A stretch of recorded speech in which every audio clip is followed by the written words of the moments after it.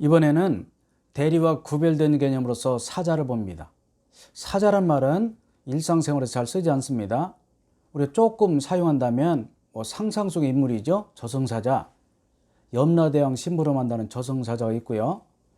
또 더러 보면 예전에 사신, 요즘 쓰시는 대사, 공사 이런 용어가 있죠. 심부름꾼이라는 말이 맞는 말인데 법률 용어로 사자랍니다. 사자, 심부름꾼, 심부름하는 사람. 심부름꾼은 본인의 생각을 전달만 하는 거지 결정을 못하죠. 사신도 그렇고 대사공사도 본국 정부의 훈령을 받아서 그대로 전하는 것이지 가서 자기가 나름대로 결정하지 못하는 것이 원칙이죠. 이에 반해서 대리경우는 대리 의사를 결정합니다. 그래서 사자와 대리는 다르다. 가장 중요한 것이 여기 있습니다. 자, 대리와 사자의 비교해서 우리가 사역동사 아시죠? 사역동사 시키는 거, 시킴을 당하는 것 또는 시키는 거, 이게 사역. 그래서 사자의 경우는 의사결정을 대리인이 합니다. 이게 중요합니다. 물론 대리인이 의사결정할 때 본인의 수권 범위 내에서 해야 되죠. 넣으면 안 되잖아. 5억에 팔아달라. 그리고 3억에 팔면 안 되잖아요. 5억 주변에 팔아야지. 그래서 대리 경우는 대리인이 의사를 결정하지만 사자는 누가 결정하나 보이죠? 누가 한다고요? 본인이 하네요. 본인이 하죠. 그래서 가장 중요한 것이 대리는 의사결정을 대리인이 하지만 사자는 본인이 한다는 거. 능력 배웠죠? 행위능력. 여기 중요합니다. 제가 빨리 해놨네요.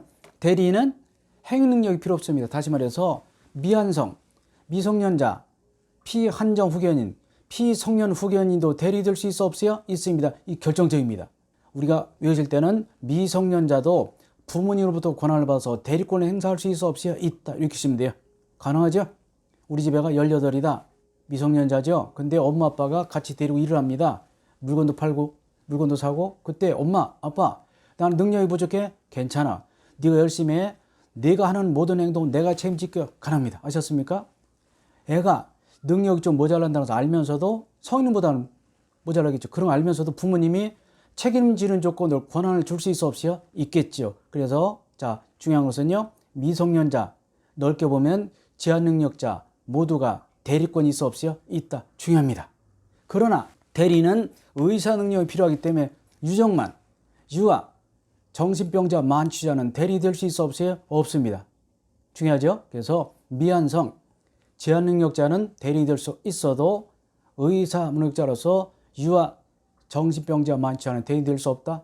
물론 그런 부류의 사람에게 대리권을 주는 사람도 없겠지만 그러나 법률 용어로서 제한능력자와 의사능력이 구별되기 때문에 굉장히 중요합니다. 시험에서는요.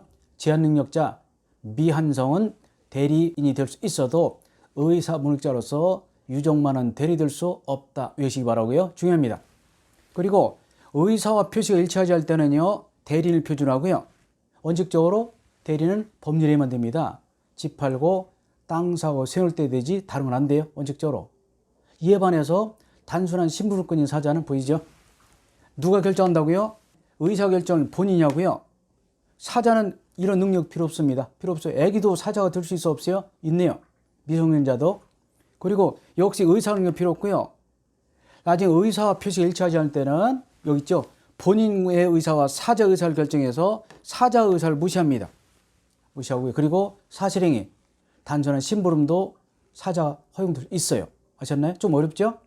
근데 이제 처음 하시는 분들은 이 표가 좀 어려울 수 있기 때문에 진항을 쓰고 의사결정을 대리는 대리인이 한다. 사자는 본인이 한다 하시면 돼요. 그리고 특히 빨간 거 미성년자도 대리될 수 있다.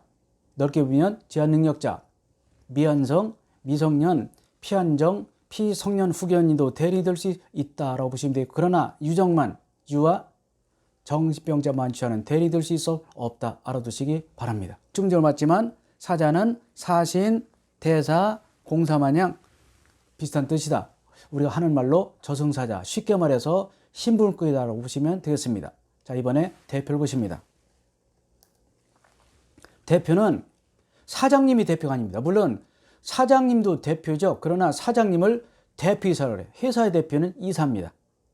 그 중에서 대표가 대표이사, 사장님이라고 하죠. 대표는 일반적으로 이사를 말한다. 꼭 사장님이 아니라 하더라도 이사가 대표입니다. 이렇게 보시면 되겠고요. 자, 대표는 법인, 배웠죠? 법인? 사단법인, 재단법인. 자, 대표의 행위는 법인 그 자체의 행위를 평가받기 때문에 대표의 경우는 불법 행위도 허용된다 안 된다? 됩니다. 특이하죠? 대표의 경우는 자, 법인 그 자체 행위를 보기 때문에 단순한 사실행위나 불법 행위 허용이 된다. 중요합니다. 대표. 요 대표의 개념을 잘 보시기 바라고요. 대표가 사장님뿐만 아니라 보통 이사를 대표로 한다. 좀 더 보시겠습니다. 대리가 허용되는 것도 있습니다.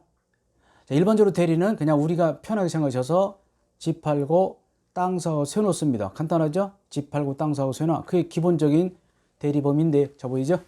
대리가 인정되는 것은 다른 말로 대리에 친하다. 친하다? 듣기 좋죠? 친하다. 문학적 표현이죠.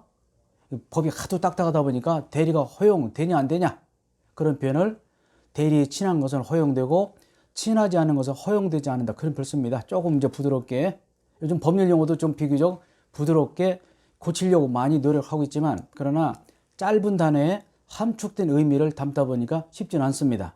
전문 용어고 우리가 일상생활로 쓰는 용어 좀 다르더랬죠. 상식이다 그런 말을 사회통념, 거래관념, 사회상규 그런 말을 쓴다고 그랬잖아요. 대리가 허용된다 또는 대리에 친하다 그런 말을 이렇게 씁니다. 자, 대리가 허용되는 경우는 의사합의가 들어있습니다. 중요하죠? 그릇, 법률행위. 의사합의실 요소라는 재산상의 법률행위만 적용됩니다. 자, 의사합의실은 모든 법률에 꼭 들어있죠? 그릇, 배웠습니다. 그래서 의사합의가 들어있는 재산상 법률에 적용되지만 그러나 법률행위 아니라 하더라도 이미 배웠습니다. 준법률행위 배웠죠? 의사의 통지와 관련의 통지도 대리가 허용이 됩니다.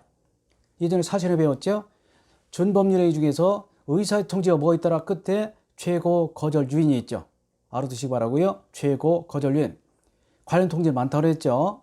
첫 번째 사원총회 소집 통지 일주일 전을 발신지 그리고 두 번째가 125제 대리권 수요 표시가 있습니다. 대리는 재산 법률에 적용된다. 그러나 예외적으로 준법률행위도 적용될 때가 있다. 다 그런 것은 아니고 준법률행위 중에서도 의사의 통지와 관련물 통지만 대리가 허용된다라고 보시면 되겠습니다. 허용되지 않은 것도 있죠. 불법행위. 대리인이 상대방의 폭행을 가했다. 그런 것은 본인 책임 없습니다. 그런 뜻이 되겠고요. 그리고 단순한 물건 나르고 집 짓고 이런 거. 그리고 가족법, 신분행위. 누가 내 대신 혼인하고 누가 내 대신 이혼하지 못하죠. 반드시 본인이 해야 되죠. 부모님이 애들 이혼 강제 못 시킵니다. 그런 뜻이죠. 그래서 대리 경우는 불법행위, 사실행위, 가족법 허용되지 않습니다. 어렵지 않죠? 어디만 허용된다고요? 재산상 법률행위, 집 팔고 땅 사고 세워놓을 때만 대리 허용되지 나머지는 허용되지 아니한다. 보시면 되겠습니다. 그 내용을 제가 표로 정리해봤습니다. 보시죠. 자, 대리는 어디에 허용된다고요? 재산상 법률행위. 어느 재산상 법률행위? 집 팔고 땅 사고 세울 때만 적용되죠. 자, 그래서 불법행위, 사실행위, 신분행위 대리 허용되지 않습니다. 자, 조금 쉬었다가 계속해서 대리권을 보시겠습니다.